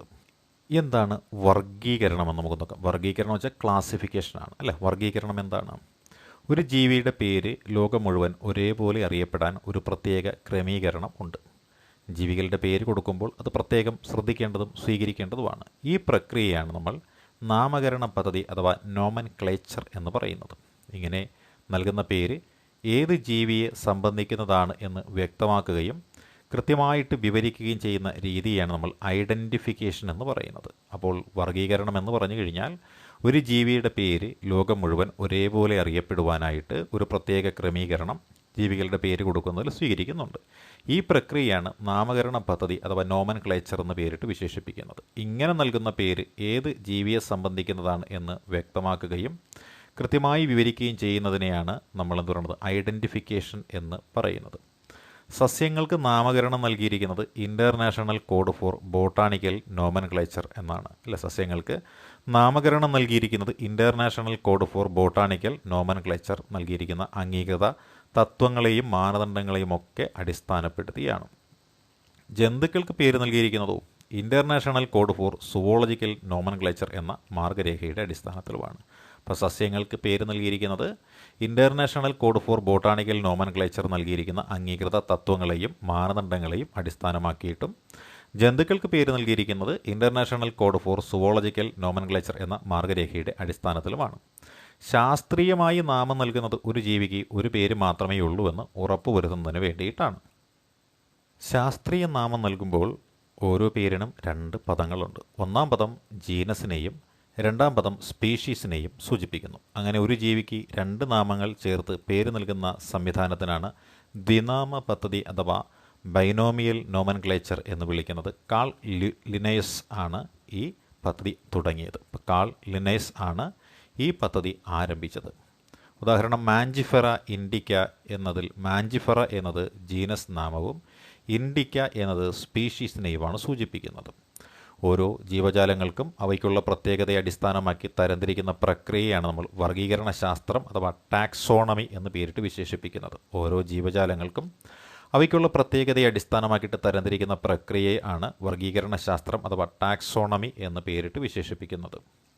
ഓരോ ജീവജാലങ്ങൾക്കും അവയ്ക്കുള്ള പ്രത്യേകതയെ അടിസ്ഥാനമാക്കി തരംതിരിക്കുന്ന പ്രക്രിയയാണ് വർഗീകരണ ശാസ്ത്രം അഥവാ ടാക്സോണമി എന്ന് പറയുന്നത്. അതുകൊണ്ട് തന്നെ സ്വഭാവ സവിശേഷത വർണ്ണിക്കാനായിട്ട് ഇത് ഉപയോഗിക്കാം അല്ലേ. ക്യാരക്ടറൈസേഷൻ തിരിച്ചറിയാനായിട്ട്, ഐഡൻറ്റിഫിക്കേഷൻ അഥവാ തരംതിരിക്കലിനായിട്ട്, ക്ലാസിഫിക്കേഷൻ നാമകരണമായിട്ട്, നോമൻക്ലേച്ചർ എന്നിവയാണ് വർഗീകരണത്തിൻ്റെ അടിസ്ഥാന പ്രക്രിയകളെന്ന് പറയുന്നത്. വർഗീകരണത്തിൻ്റെ അടിസ്ഥാന പ്രക്രിയകൾ ഏതെല്ലാമെന്ന് ചോദിച്ചാൽ നോമൻക്ലേച്ചറുണ്ട് അല്ല. അതിൻ്റെ അടിസ്ഥാന പ്രക്രിയ ഏതൊക്കെയാണ്? ക്യാരക്ടറൈസേഷൻ അഥവാ തിരിച്ചറിയൽ, ഐഡൻറ്റിഫിക്കേഷൻ അഥവാ തരംതിരിക്കൽ, നാമകരണം അഥവാ ക്ലാസിഫിക്കേഷൻ എന്നിവയാണ് വർഗീകരണത്തിൻ്റെ അടിസ്ഥാന പ്രക്രിയകളെന്ന് പറയുന്നത്. വിവിധങ്ങളായ ജീവികളെക്കുറിച്ചും അവയുടെ വൈവിധ്യത്തെക്കുറിച്ചും തമ്മിലുള്ള പരസ്പര ബന്ധത്തെക്കുറിച്ചും പ്രതിപാദിക്കുന്ന പഠനശാഖയെ ആണ് ക്രമാനുഗതമായ വർഗീകരണം അഥവാ സിസ്റ്റമാറ്റിക്സ് എന്ന് വിശേഷിപ്പിക്കുന്നത്. വിവിധങ്ങളായ ജീവികളെക്കുറിച്ചും അവയുടെ വൈവിധ്യത്തെക്കുറിച്ചും അവ തമ്മിലുള്ള പരസ്പര ബന്ധത്തെക്കുറിച്ചും പ്രതിപാദിക്കുന്ന പഠനശാഖയെ ക്രമാനുഗതമായ വർഗീകരണം അഥവാ സിസ്റ്റമാറ്റിക്സ് എന്ന് പേരിട്ട് നമ്മൾ വിശേഷിപ്പിക്കുന്നു. സിസ്റ്റമ എന്ന ലാറ്റിൻ വാക്കിൽ നിന്നാണ് ഈ പേര് രൂപം കൊണ്ടത്. സിസ്റ്റമ എന്ന ലാറ്റിൻ വാക്കിൽ നിന്നാണ് ഈ പേര് രൂപം കൊണ്ടത്. കാൾ ലീനസ് അദ്ദേഹത്തിൻ്റെ പ്രസിദ്ധീകരണത്തിന് നൽകിയ പേരും സിസ്റ്റമ നാച്ചുറ എന്നായിരുന്നു. സിസ്റ്റമ നാച്ചുറ എന്നാണ് കാൾ ലീനസ് അദ്ദേഹത്തിൻ്റെ പ്രസിദ്ധീകരണത്തിന് നൽകിയ പേര്. എന്താണ് സ്പീഷീസ് എന്ന് നമുക്കൊന്ന് നോക്കാം. സ്പീഷീസ് അല്ലേ, സസ്യജന്തുജാലങ്ങൾ ഉൾപ്പെടെ എല്ലാ ജീവജാലങ്ങളിലും സ്പീഷീസ് ആണ് ഏറ്റവും അടിസ്ഥാന വിഭാഗമായിട്ട് കണക്കാക്കുന്നത്. സസ്യജന്തുജാലങ്ങൾ ഉൾപ്പെടെ എല്ലാ ജീവജാലങ്ങളിലും സ്പീഷീസ് ആണ് ഏറ്റവും അടിസ്ഥാന വിഭാഗം. ഒരു വംശത്തിൽപ്പെട്ട അടിസ്ഥാനപരമായ സമാനതകളുള്ള ഒരു കൂട്ടം ജീവികളെയാണ് വർഗീകരണ പഠനത്തിൽ സ്പീഷീസ് ആയിട്ട് കണക്കാക്കുന്നത്. ഒരു വംശത്തിൽപ്പെട്ട അടിസ്ഥാനപരമായ സമാനതകളുള്ള ഒരു കൂട്ടം ജീവികളെയാണ് വർഗീകരണ പഠനത്തിൽ സ്പീഷീസ് ആയിട്ട് കണക്കാക്കുന്നത്. ഉദാഹരണമായിട്ട് മാഞ്ചിഫെറ ഇൻഡിക്ക അഥവാ മാങ്ങ, സോളന്നും ട്യൂബോറിസം അഥവാ ഉരുളക്കിഴങ്ങ്, പാൻതിറ ലിയോ സിംഹം എന്നിവയിൽ ഇൻഡിക്ക, ട്യൂബറോസം, ലിയോ എന്നിവ സ്പീഷീസ് എന്ന പേരിനെയാണ് പ്രതിനിധാനം ചെയ്യുന്നത്. ജീനസ് അഥവാ ജെനിറ, ജീനസ് ഓർ ജെനിറ എന്ന് പറയുന്നത് എന്താണെന്ന് നമുക്കൊന്ന് നോക്കാം അല്ലേ. പരസ്പര ബന്ധമുള്ള സ്പീഷീസുകളുടെ കൂട്ടത്തിനെയാണ് നമ്മൾ ജീനസ് എന്ന് വിശേഷിപ്പിക്കുന്നത്. പരസ്പര ബന്ധമുള്ള സ്പീഷീസുകളുടെ കൂട്ടമാണ് ജീനസ്. ഉദാഹരണം പാന്തറ എന്ന ജീനസിൽപ്പെടുന്ന സിംഹം, പുള്ളിപ്പുലി, കടുവ ഇവയെല്ലാം എന്താണ് ജീനസ് എന്ന് പറയുന്നത്. പാന്തറ എന്ന ജീനസിലാണ് പാന്തറ ലിയോ എന്ന സിംഹം പെടുന്നത്, പാന്തറ പാരഡസ് എന്ന പുള്ളിപ്പുലി പെടുന്നത്, പാന്തറ ടൈഗ്രിസ് എന്ന് പറയുന്ന കടുവയും പെടുന്നത്. ഇനി എന്താണ് ഫാമിലി എന്ന് നമുക്ക് നോക്കാം. സ്പീഷീസിനോടും ജീനസിനോടും താരതമ്യപ്പെടുത്തുമ്പോൾ വളരെ കുറച്ച് മാത്രം സമാനതകളുള്ള പരസ്പര ബന്ധത്തോടു കൂടിയ ഒരു കൂട്ടം ജനറികൾ ഉൾപ്പെടുന്നതാണ് കുടുംബം. ഉദാഹരണമായിട്ട് സിംഹം, കടുവ, പുള്ളിപ്പുലി എന്നിവയെ ഉൾക്കൊള്ളുന്ന പാന്തറ എന്ന ജീനസും പൂച്ചയെ ഉൾക്കൊള്ളുന്ന ഫെലിസ് എന്ന ജീസസും ഫെലിഡെ എന്ന കുടുംബത്തിലാണ് ഉൾപ്പെടുത്തിയിരിക്കുന്നത്. അതായത് പൂച്ച ഉൾപ്പെടെ സിംഹം വരെയുള്ളതെല്ലാം ഫെലിഡെ എന്ന് പറഞ്ഞ കുടുംബത്തിലാണ് ഉൾപ്പെട്ടിരിക്കുന്നത്. സ്പീഷീസ്, ജീനസ്, കുടുംബം എന്നിവ സമാന സ്വഭാവങ്ങളുടെ അടിസ്ഥാനത്തിലാണ് ചിത്രീകരിച്ചിരിക്കുന്നത്. ഇനി നമുക്ക് ഓർഡർ എന്താണ് എന്ന് നോക്കാം അല്ലേ. ഓർഡർ ഒരു കൂട്ടം സ്വഭാവ സവിശേഷതകൾ അടിസ്ഥാനമാക്കിയാണ് ഓർഡറും മറ്റ് ഉയർന്ന വർഗീകരണ വിഭാഗങ്ങളും തിരിച്ചറിയുന്നത്. ഓർഡർ എന്ന ഉയർന്ന വർഗീകരണ വിഭാഗം ചുരുക്കം ചില സമാന സ്വഭാവങ്ങൾ പ്രകടിപ്പിക്കുന്ന കുടുംബങ്ങളുടെ കൂട്ടായ്മയാണ്. മൃഗങ്ങളിൽ കാർണിവോര എന്ന ഓർഡറിൽ ഫെലിഡെ, കാനിഡെ എന്നീ കുടുംബങ്ങൾ ഉൾപ്പെടുന്നുണ്ട്. ഫെലിഡയും കാനിഡയും ഉൾപ്പെടുന്നത് കാർണിവോറ എന്ന ആ ഒരു കുടുംബത്തിലാണ്.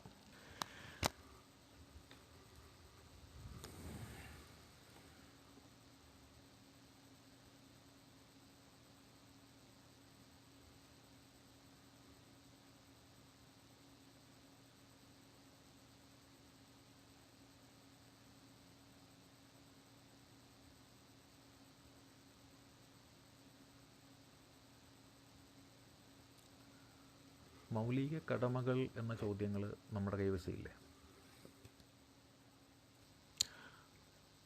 അടുത്തത് ഫൈലം എന്ന് പറഞ്ഞ ഒരു മേഖലയെ നമുക്ക് നോക്കാം. അല്ല, ഫൈലം മത്സ്യങ്ങൾ, ഉഭയജീവികൾ, ജന്തുക്കൾ, സസ്തനികൾ, പക്ഷികൾ മുതലായ മൃഗങ്ങൾ ഉൾപ്പെടുന്ന ക്ലാസുകൾ ചേർന്ന അടുത്ത ഒരു ഉയർന്ന വിഭാഗത്തിനെയാണ് നമ്മൾ ഫൈലം എന്ന് പേരിട്ട് വിശേഷിപ്പിക്കുന്നത്. മത്സ്യങ്ങൾ, ഉഭയജീവികൾ, ജന്തുക്കൾ, സസ്തനികൾ, പക്ഷികൾ മുതലായ മൃഗങ്ങൾ ഉൾപ്പെടുന്ന ക്ലാസുകൾ ചേർന്ന അടുത്ത ഉയർന്ന വിഭാഗമാണ് ഫൈലം. നട്ടെല്ലുള്ളവയെന്നും നട്ടെല്ലില്ലാത്തവ എന്നുമുള്ള പൊതുവായ സ്വഭാവ സവിശേഷതകളുള്ള ജീവികളെയാണ് ഫൈലം കോർഡേറ്റയിൽ ഉൾപ്പെടുത്തിയിരിക്കുന്നത്.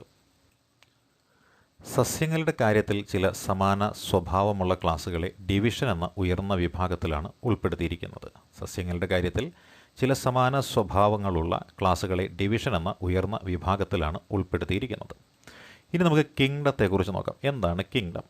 വിവിധ ഫൈലങ്ങളിലുള്ള എല്ലാ ജന്തുക്കളെയും വർഗീകരണ സംവിധാനത്തിൽ കിങ്ഡം അനിമേലിയ എന്നറിയപ്പെടുന്ന ഏറ്റവും ഉയർന്ന വിഭാഗത്തിലാണ് ഉൾപ്പെടുത്തിയിരിക്കുന്നത്. വിവിധ ഫൈലങ്ങളിലുള്ള എല്ലാ ജന്തുക്കളെയും വർഗീകരണ സംവിധാനത്തിൽ കിങ്ഡം അനിമേലിയ എന്നറിയപ്പെടുന്ന ഏറ്റവും ഉയർന്ന വിഭാഗത്തിലാണ് ഉൾപ്പെടുത്തിയിരിക്കുന്നത്. അതേസമയം സസ്യങ്ങളിൽ വ്യത്യസ്ത ഡിവിഷനുകളിൽ നിന്നുള്ള എല്ലാ സസ്യങ്ങളെയും കിങ്ഡം പ്ലാന്റ് അതിലാണ് ഉൾക്കൊള്ളിച്ചിരിക്കുന്നത്. ഈ രണ്ട് വിഭാഗങ്ങളും സസ്യലോകമെന്നും ജന്തുലോകം എന്നുമാണ് അറിയപ്പെടുന്നത്. അടുത്തത് ഹെർബറിയം എന്താണ് നമുക്ക് നോക്കാം. ഹെർബറിയം ഒരു സസ്യത്തെയോ സസ്യഭാഗങ്ങളെയോ ശേഖരിച്ചുണക്കി അമർത്തി പേപ്പർ ഷീറ്റുകളിൽ സൂക്ഷിക്കുന്ന സസ്യ സ്പെസിമെനുകളുടെ സംഭരണശാലയാണ് ഹെർബേറിയം എന്ന് പറയുന്നത്. ഒരു സസ്യത്തെയോ സസ്യഭാഗങ്ങളെയോ ശേഖരിച്ച് ഉണക്കി അമർത്തി പേപ്പർ ഷീറ്റുകളിൽ സൂക്ഷിക്കുന്ന സസ്യ സ്പെസിമെനുകളുടെ ഒരു സംഭരണശാലയാണ് ഹെർബേറിയം. 1969 RH വിറ്റാക്കർ എന്ന വ്യക്തി കിങ്ഡങ്ങളെ 5 ആക്കി ആവിഷ്കരിച്ചു. മൊനീറ, പ്രോട്ടിസ്റ്റ, ഫൻഷി, പ്ലാന്റ, അനിമേലിയ എന്നിങ്ങനെ 5 കിങ്ഡങ്ങളാക്കിയാണ് അദ്ദേഹം ആവിഷ്കരിച്ചത്. കോശഘടന, ശരീരഘടന, നിർമ്മാണം, പോഷണരീതി, പ്രത്യുൽപാദനം, പരിണാമബന്ധങ്ങൾ എന്നിവയായിരുന്നു വർഗീകരണത്തിനായിട്ട് അദ്ദേഹം ഉപയോഗിച്ച മാനദണ്ഡങ്ങൾ. കോശഘടന, ശരീരഘടന, നിർമ്മാണം, പോഷണരീതി, പ്രത്യുൽപാദനം, പരിണാമബന്ധങ്ങൾ എന്നിവയായിരുന്നു വർഗീകരണത്തിനായിട്ട് അദ്ദേഹം ഉപയോഗിച്ച പ്രധാന മാനദണ്ഡങ്ങൾ. ഫംഗസുകൾ ഒരു പ്രത്യേക കിങ്ഡമായി തരംതിരിക്കപ്പെട്ടതാണ് കിങ്ഡം ഫഞ്ചെ എന്ന് പറയുന്നത്. ഫംഗസുകൾ ഒരു പ്രത്യേക കിങ്ഡമായി തരംതിരിക്കപ്പെട്ടതാണ് കിങ്ഡം ഫഞ്ചൈ. പ്രോകാരിയോട്ട് ജീവികളെല്ലാം കിങ്ഡം മൊനീറയിലാണ് പെട്ടിരുന്നത്. പ്രോകാരിയോട്ട് ജീവികൾ എല്ലാം ഉൾപ്പെട്ടിരുന്നത് കിങ്ഡം മൊനീറയിലാണ്. ഏകകോശ ജീവികൾ എല്ലാവരും യൂക്കാരിയോട്ടിക് ജീവികൾ എന്ന പേരിലും പ്രോട്ടിസ്റ്റയിലും തരംതിരിക്കപ്പെട്ടു. ഏകകോശ യൂക്കാരിയോട്ട് ജീവികൾ പ്രോട്ടിസ്റ്റയിലുമാണ് തരംതിരിക്കപ്പെട്ടത്. കിങ്ഡം മൊനീറയെക്കുറിച്ച് നമുക്ക് നോക്കാം. എന്താണ് കിങ്ഡം മൊനീറ? ബാക്ടീരിയകളാണ് കിങ്ഡം മൊനീറയിലെ അംഗങ്ങളെന്ന് പറയുന്നത്. അപ്പോൾ ബാക്ടീരിയ ഏത് കുടുംബത്തിലാണെന്ന് ചോദിച്ചാൽ കിങ്ഡം മൊനീറയിലാണ് ബാക്ടീരിയകൾ ഉള്ളത്. ഏറ്റവും കൂടുതലായി കാണപ്പെടുന്ന സൂക്ഷ്മ ജീവികളാണ് കിങ്ഡം മൊനീറയിലുള്ള ബാക്ടീരിയകൾ. മിക്ക ബാക്ടീരിയകളും ജീവികൾക്ക് ഉള്ളിലോ പുറത്തോ പരാതങ്ങളായിട്ടാണ് ജീവിക്കുന്നത്. മിക്ക ബാക്ടീരിയകളും ജീവികൾക്ക് ഉള്ളിലോ പുറത്തോ പരാതങ്ങളായി ജീവിക്കുന്നു. ബാക്ടീരിയ അവയുടെ ആകൃതിക്കനുസരിച്ച് 4 വിഭാഗങ്ങളായിട്ടാണ് തരംതിരിക്കപ്പെട്ടിരിക്കുന്നത്. ബാക്ടീരിയകളെ അവയുടെ ആകൃതിക്കനുസരിച്ച് 4 വിഭാഗങ്ങളായിട്ട് തരംതിരിച്ചിരിക്കുന്നു. ഗോളാകൃതിയിലുള്ളവ, ദണ്ഡ് ആകൃതിയിൽ ഉള്ളവ, കോമയുടെ ആകൃതിയിൽ ഉള്ളവ, സർപ്പിള ആകൃതിയിൽ ഉള്ളവ. ഇനി നമുക്ക് ആർക്കി ബാക്ടീരിയ എന്താണ് എന്ന് നമുക്ക് നോക്കാം. അല്ലേ, ആർക്കി ബാക്ടീരിയ കഠിനമായ കഠിനമായ ആവാസങ്ങളായിട്ടുള്ള ഉപ്പുരസം കൂടുതലുള്ള സ്ഥലങ്ങൾ, ചൂട് നീരുറവകൾ, ചതുപ്പ് നിലങ്ങൾ എന്നിവിടങ്ങളിൽ കാണപ്പെടുന്ന പ്രത്യേകതരം ബാക്ടീരിയകളെയാണ് നമ്മൾ ആർക്കി ബാക്ടീരിയ എന്ന് വിളിക്കുന്നത്. കഠിനമായ ആവാസ സ്ഥലങ്ങളായ ഉപ്പുരസം കൂടുതലുള്ള സ്ഥലങ്ങൾ, ചൂട് നീരുറവകൾ, ചതുപ്പ് നിലങ്ങൾ എന്നിവിടങ്ങളിൽ കാണുന്ന പ്രത്യേകതരം ബാക്ടീരിയകളെയാണ് നമ്മൾ എന്ത് വിളിക്കുന്നത്? ഈ പറയുന്ന ആർക്കി ബാക്ടീരിയ എന്ന പേരിട്ട് വിശേഷിപ്പിക്കുന്നത്. എരുമ, പശു മുതലായവ അയവിറക്കുന്ന ജീവികളുടെ അന്നപഥത്തിലും ഈ പറയുന്ന ബാക്ടീരിയകൾ കാണപ്പെടുന്നുണ്ട്. എരുമ, പശു മുതലായ അയവിറക്കുന്ന ജീവികളുടെ അന്നപഥത്തിലും ഇവ കാണപ്പെടുന്നു. അല്ലെ, ചാതകത്തിൽ നിന്ന് മീഥേൻ ഉണ്ടാകുന്നതിന് കാരണം ഏതാണ്? ഈ പറയുന്ന ആർക്കി ബാക്ടീരിയയാണ് കാരണം. ഇനി നമുക്ക് അടുത്ത ബാക്ടീരിയ യു ബാക്ടീരിയയെക്കുറിച്ച് നോക്കാം. എന്താണ് യു ബാക്ടീരിയ? ഉറപ്പുള്ള കോശഭിത്തി, ചലിക്കുന്നവയാണെങ്കിൽ അല്ലേ, ഫ്ലജല്ലയുടെ സാന്നിധ്യം എന്നിവയാണ് ഇവയുടെ പ്രത്യേകത. അപ്പോൾ ഉറപ്പുള്ള കോശഭിത്തി, ഫ്ലജല്ലയുടെ സാന്നിധ്യം എന്നിവയാണ് ഇവയുടെ പ്രത്യേകത. ഹരിത സസ്യങ്ങളിൽ ഉള്ളതുപോലെ ഹരിതകണങ്ങൾ ഉള്ളതിനാൽ ഇവ പ്രകാശ സംശ്ലേഷണ ശേഷിയുള്ള സ്വപോഷികളെന്നും അറിയപ്പെടുന്നുണ്ട് അല്ലേ. ഹരിത സസ്യങ്ങളിൽ ഉള്ളതുപോലെ ഹരിതകം ഉള്ളതിനാൽ ഇവ പ്രകാശ സംശ്ലേഷണ ശേഷിയുള്ള സ്വപോഷികൾ എന്ന പേരിലും അറിയപ്പെടാറുണ്ട്. മനുഷ്യജീവിതത്തിൽ ബാക്ടീരിയകൾ വലിയ സ്വാധീനം ചെലുത്തുന്ന ഒന്നാണ് അല്ലേ. മനുഷ്യജീവിതത്തിൽ ബാക്ടീരിയകൾ വലിയ സ്വാധീനം ചെലുത്തുന്ന ഒന്നാണ്. പാലിൽ നിന്നും തൈര് ഉൽപ്പാദനം, ആൻറ്റിബയോട്ടിക്കുകളുടെ നിർമ്മാണം, പയർച്ചെടികളുടെ വേരുകളിലെ നൈട്രജൻ സ്ഥിരീകരണം തുടങ്ങിയ പ്രവർത്തനങ്ങളിൽ ഈ ബാക്ടീരിയകൾ സഹായിക്കുന്നുണ്ട്. മനുഷ്യൻ, കന്നുകാലികൾ, വിളകൾ, വളർത്തുമൃഗങ്ങൾ എന്നിവയ്ക്ക് ഇത്തരത്തിലുള്ള ചില ബാക്ടീരിയകൾ അസുഖങ്ങൾ ഉണ്ടാക്കാറുണ്ട് എന്നുള്ളതും വാസ്തവമാണ്. Cholera, typhoid, tetanus, citrus canker എന്നിവ വ്യത്യസ്ത ബാക്ടീരിയകൾ ഉണ്ടാക്കുന്ന രോഗങ്ങളാണ്. ബാക്ടീരിയ പ്രധാനമായും വിഭജനത്തിലൂടെയാണ് പ്രത്യുൽപാദനം നടത്തുന്നത്. പൂർണ്ണമായും കോശഭിത്തി ഇല്ലാത്ത ജീവികളാണ് മൈക്രോ പ്ലാസ്മകൾ എന്ന് പറയുന്നത്.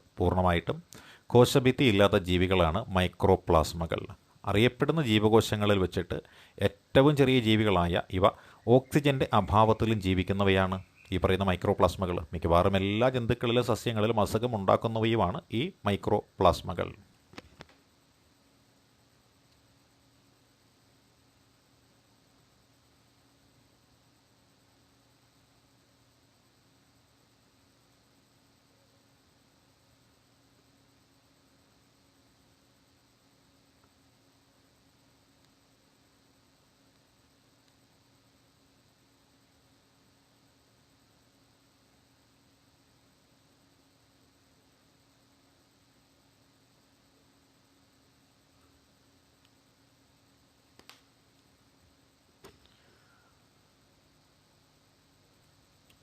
ഫ്ലജല്ലേറ്റഡ് ഫോട്ടോസുകൾ സ്വതന്ത്രമായിട്ട് ജീവിക്കുന്നവയോ പരാദങ്ങളുമാണ് ഇവയ്ക്ക് ഫ്ലജല്ലയുണ്ട്.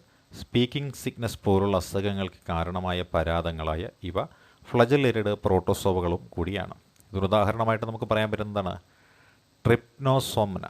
ട്രിപ്നോസോമ എന്ന് പറയുന്ന അത് ഇതിനുദാഹരണമായിട്ട് പറയാൻ പറ്റുന്നതാണ്. ഇനി സീലിയേറ്റഡ് പ്രോട്ടോസോവകളുണ്ട്. എന്താണ് സീലിയേറ്റഡ് പ്രോട്ടോസോവകൾ? ആയിരക്കണക്കിന് സീലിയകളുടെ സഹായത്താൽ സജീവമായി ചലിക്കാൻ കഴിയുന്ന ജലജീവികളാണ് സീലിയേറ്റഡ് പ്രോട്ടോസോവകൾ. ഉദാഹരണമാണ് പരമേസിയം. അടുത്തത് സ്പോറോസോവകളുണ്ട്. എന്താണ് സ്പോറോസോവകൾ? രോഗം പരത്താൻ കഴിവുള്ള വ്യത്യസ്ത തരം ജീവികൾ ഉൾപ്പെടുന്നവയാണ് സ്പോറോസോവകൾ. ഒരു കാലത്ത് മനുഷ്യഗണത്തിൽ പടർന്നു പിടിച്ച മലമ്പനി എന്ന രോഗത്തിന് കാരണമായ പ്ലാസ്മോഡിയം എന്നത് ഈ വിഭാഗത്തിൽ പെടുന്നവയാണ്. ഇനി കിങ്ഡം ഫഞ്ചൈ എന്താണ് എന്ന് നമുക്ക് നോക്കാം. കിങ്ഡം ഫഞ്ചൈ പരപോഷി ജീവികളെ ഉൾക്കൊള്ളുന്ന ഒരു സവിശേഷ കിങ്ഡമാണ് കിങ്ഡം ഫഞ്ചൈ എന്ന പേരിൽ അറിയപ്പെടുന്നത്. പരപോഷി ജീവികളെ ഉൾക്കൊള്ളുന്ന ഒരു സവിശേഷ കിങ്ഡമാണ് കിങ്ഡം ഫഞ്ചൈ. ഈർപ്പമുള്ള ബ്രെഡിലും അഴുകിയ ഫലവർഗ്ഗങ്ങളിലും ഫംഗസുകൾ ധാരാളമായിട്ടുണ്ട്. സാധാരണ കൂണുകളിലും വിഷക്കൂണുകളുമെല്ലാം ഫംഗസുകൾ തന്നെയാണുള്ളത്. കടുക് ചെടിയുടെ ഇലകളിൽ കാണുന്ന വെളുത്ത പുള്ളികൾക്ക് കാരണവും ഈ ഫംഗസ് തന്നെയാണ്. ഈസ്റ്റ് പോലെയുള്ള ഏകകോശ ഫംഗസുകളെ ബ്രെഡ്, ബിയർ മുതലായവയുടെ ഉൽപ്പാദനത്തിന് ഉപയോഗിക്കുന്നുണ്ട്. ഈസ്റ്റ് പോലുള്ള ഏകകോശ ഫംഗസുകളെ ബ്രെഡ്, ബിയർ മുതലായവയുടെ ഉൽപ്പാദനത്തിനായിട്ട് ഉപയോഗിക്കാറുണ്ട്. ഫംഗസുകൾ സസ്യങ്ങളിലും ജന്തുക്കളിലുമെല്ലാം രോഗങ്ങൾ ഉണ്ടാക്കുന്നു എന്നുള്ളത് വാസ്തവമാണ്. ഗോതമ്പ് ചെടിയുടെ റസ്റ്റ് രോഗത്തിന് കാരണമായത് പക്സീനിയ എന്നൊരു ഫംഗസാണ് കേട്ടോ. ഗോതമ്പ് ചെടിയുടെ റസ്റ്റ് രോഗത്തിന് കാരണം പക്സീനിയ എന്ന ഒരു ഫംഗസാണ്. ചില ഫംഗസുകൾ ആൻറ്റിബയോട്ടിക്കുകളുടെ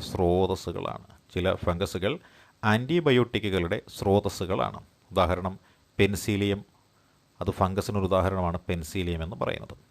മിക്ക ഫംഗസുകളും ശവോപജീവികളായിട്ട് അല്ലെങ്കിൽ സാപ്രോഫൈറ്റ്സ് എന്ന ശ്രേണിയിലാണ് ഉൾപ്പെടുന്നത്. ഫംഗസുകളുടെ പ്രത്യുൽപാദന രീതികളാണ് കഷണങ്ങളാകൽ അഥവാ ഫ്രാഗ്മെൻറ്റേഷൻ, വിഭജനം അഥവാ ഫിഷൻ, മുകുളനം അഥവാ ബഡ്ഡിംഗ് എന്നിവ.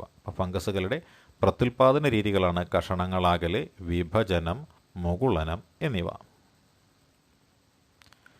ഇനി കിങ്ഡം പ്ലാന്റ് എന്താണെന്ന് നമുക്ക് നോക്കാം. കിങ്ഡം പ്ലാന്റ് സാധാരണയായിട്ട് സസ്യങ്ങളെന്നറിയപ്പെടുന്ന ഹരിതകമുള്ള എല്ലാ യൂക്കാരിയോട്ടുകളും ഈ വിഭാഗത്തിലാണ് പെടുന്നത്. ഏതിൽ? കിങ്ഡം പ്ലാന്റേയിൽ. ഈ വിഭാഗത്തിൽ ആൽഗകളുണ്ട്, ബ്രയോഫൈറ്റുകളുണ്ട്, ടെറിഡോഫൈറ്റുകളുണ്ട്, അനാവൃത ബീജ സസ്യങ്ങളുണ്ട്, ആവൃത ബീജ സസ്യങ്ങളുമുണ്ട്. അപ്പോൾ ഈ വിഭാഗത്തിലെ ആൽഗകൾ, ബ്രയോഫൈറ്റുകൾ, ടെറിഡോഫൈറ്റുകൾ, അനാവൃത ബീജസസ്യങ്ങൾ, ആവൃത ബീജസസ്യങ്ങൾ എന്നിവയെല്ലാം ഉൾപ്പെടുന്നുണ്ട്. ഇനി കിങ്ഡം അനിമാലിയ ഉണ്ട്. എന്താണ് കിങ്ഡം അനിമാലിയ എന്ന് നമുക്കൊന്ന് നോക്കാം. പരപോഷികളായ യൂകാരിയോട്ട് ജീവികളാണ് ഈ കിങ്ഡത്തിൻ്റെ സവിശേഷത, അല്ലേ? പരപോഷികളായിട്ടുള്ള യൂകാരിയോട്ട് ജീവികളാണ് ഈ കിങ്ഡത്തിൻ്റെ സവിശേഷത. സസ്യങ്ങൾ നേരിട്ടോ അല്ലാതെയോ ആഹാരത്തിനായിട്ട് ഇവയെ ആണ് ആശ്രയിക്കുന്നത്. ആരെയാണ് ആശ്രയിക്കുന്നത്? യൂകാരിയോട്ട് ജീവികൾ അതിനെയാണ് ആശ്രയിക്കുന്നത്. ഇനി എന്താണ് വൈറസുകളെന്ന് നമുക്കൊന്ന് നോക്കാം, അല്ലെ? വൈറസുകൾ എന്താണ് എന്ന് നമുക്കൊന്ന് നോക്കാം.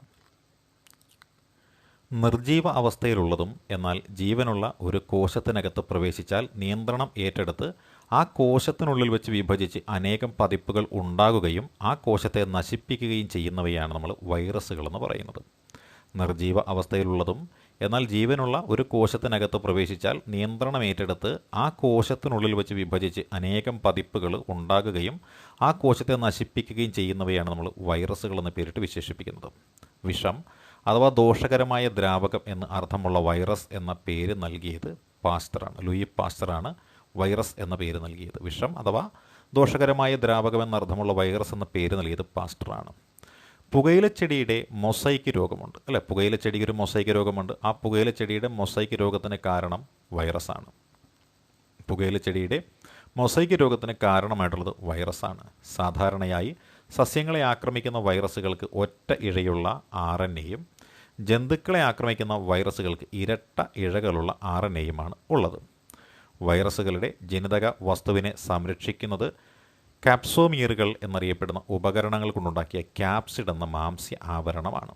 വൈറസുകളുടെ ജനിതക വസ്തുവിനെ സംരക്ഷിക്കുന്നത് കാപ്സോമിയറുകൾ എന്നറിയപ്പെടുന്ന ഉപകരണങ്ങൾ കൊണ്ടുണ്ടാക്കിയ ക്യാപ്സിഡ് എന്ന മാംസ്യ ആവരണമാണ്. മനുഷ്യരിൽ കാണപ്പെടുന്ന മുണ്ടിനീര്, വസൂരി, ജലദോഷം, ഹെർപ്പിസ്, എയ്ഡ്സ് എന്നിവ വൈറസ് രോഗങ്ങൾക്ക് ഉദാഹരണമാണ്. മനുഷ്യരിൽ കാണപ്പെടുന്ന മുണ്ടിനീര്, വസൂരി, ജലദോഷം, ഹെർപ്പിസ്, എയ്ഡ്സ് എന്നിവ വൈറസ് രോഗങ്ങൾക്ക് ഉദാഹരണമാണ്. വളർച്ച മുരടിക്കൽ, ഞരമ്പ് ചീയൽ, ഇല ചുരുളൽ, ഇല മഞ്ഞളിക്കൽ, ചുരുളൽ, മൊസൈക്ക് രൂപീകരണം എന്നിവ സസ്യങ്ങളിലെ വൈറസ് രോഗലക്ഷണങ്ങളാണ്. വളർച്ച മുരടിക്കൽ, ഞരമ്പ് ചീയൽ, ഇല ചുരുളൽ, ഇല മഞ്ഞളിക്കൽ, ചുരുളൽ, മൊസൈക്ക് രൂപീകരണം എന്നിവ സസ്യങ്ങളിലെ വൈറസ് രോഗബാധയുടെ ലക്ഷണങ്ങളാണ്. അടുത്തത് നമുക്ക് വൈറോയിഡുകൾ നോക്കാം. എന്താണ് വൈറോയിഡുകൾ, അല്ലേ? വൈറോയിഡുകൾ എന്താണ്? വൈറസിനെ പോലെ മാംസ്യ ആവരണമില്ല, അല്ല? വൈറസിനെ പോലെ മാംസ്യ ആവരണമില്ല. വളരെ ചെറിയ തന്മാത്ര ഭാരം മാത്രമേ ഉള്ളൂ. അതാണ് RNAകൾ, അല്ലെ? വൈറസിനെ പോലെ മാംസ്യ ആവരണമില്ലാത്തതും വളരെ ചെറിയ തന്മാത്രാഭാരമുള്ളതുമായിട്ടുള്ള RNAകളുള്ള സൂക്ഷ്മജീവികളാണ് വൈറോയിഡുകൾ എന്ന പേരിൽ അറിയപ്പെടുന്നത്. 1971 ടിഒ ഡൈനർ ഇവയെ തിരിച്ചറിഞ്ഞത്. 1971 ടിഒ ഡൈനർ ഇവയെ തിരിച്ചറിഞ്ഞത്. വലിപ്പത്തിൽ വൈറസുകളോട് സാമ്യമുള്ളവയാണ് പ്രയോണുകൾ എന്ന പേരിൽ അറിയപ്പെടുന്ന രോഗകാരികൾ, അല്ലേ? വലിപ്പത്തിൽ വൈറസുകളോട് സാമ്യമുള്ളവയാണ് പ്രയോണുകൾ എന്ന് അറിയപ്പെടുന്ന രോഗകാരികൾ. കന്നുകാലികളിൽ കാണപ്പെടുന്ന ഭ്രാന്തിപ്പശു രോഗം, ബൊവൈൻ സ്പോഞ്ചിഫോം എൻസെഫാലോപ്പതി, ഇതിന് സമാനമായി മനുഷ്യരിൽ കാണപ്പെടുന്ന ക്രൂസിഫെൽറ്റ്, ജേക്കബ് ഡിസീസ് എന്നിവയെല്ലാം ഈ പറയുന്ന പ്രയോണുകൾ മൂലമുണ്ടാകുന്ന രോഗങ്ങളാണ്. ഇനി നമുക്ക് ലിക്കണുകൾ അല്ലെങ്കിൽ ലിച്ചൻസ് എന്താണ് എന്ന് നോക്കാം, അല്ലേ? ആൽഗകളും ഫംഗസുകളും പരസ്പരം ഉപകാരം ചെയ്തുകൊണ്ടുള്ള സഹവാസമാണെന്ന് തിരിച്ചറിയാൻ കഴിയാത്ത വിധത്തിലാണ് ലൈക്കനുകളുടെ രൂപകൽപ്പന. ആൽഗകളും ഫംഗസുകളും പരസ്പരം ഉപകാരം ചെയ്തുകൊണ്ടുള്ള സഹവാസമാണെന്ന് തിരിച്ചറിയാൻ കഴിയാത്ത വിധത്തിലാണ് ലൈക്കനുകളുടെ രൂപകൽപ്പന. മലിനമായ അന്തരീക്ഷത്തിൽ ലൈക്കനുകൾ കാണപ്പെടുന്നുണ്ടോ? ഇല്ല. ആയതിനാൽ ഇവ മലിനീകരണ സൂചികകൾ എന്നാണ് അറിയപ്പെടുന്നത്. മലിനമായ അന്തരീക്ഷത്തിൽ ലൈക്കനുകൾ കാണപ്പെടുന്നില്ല. ആയതിനാൽ ഇവ മലിനീകരണ സൂചികകൾ എന്ന പേരിലാണ് അറിയപ്പെടുന്നത്. ഫാസിസ് അക്കാഡമി നൽകുന്ന ഈ ക്ലാസ്സുകൾ നിങ്ങൾക്ക് ഇഷ്ടമായെങ്കിൽ നിങ്ങളുടെ അഭിപ്രായങ്ങളും നിർദ്ദേശങ്ങളും കമൻറ്റ് ബോക്സിൽ രേഖപ്പെടുത്തുക. താങ്ക്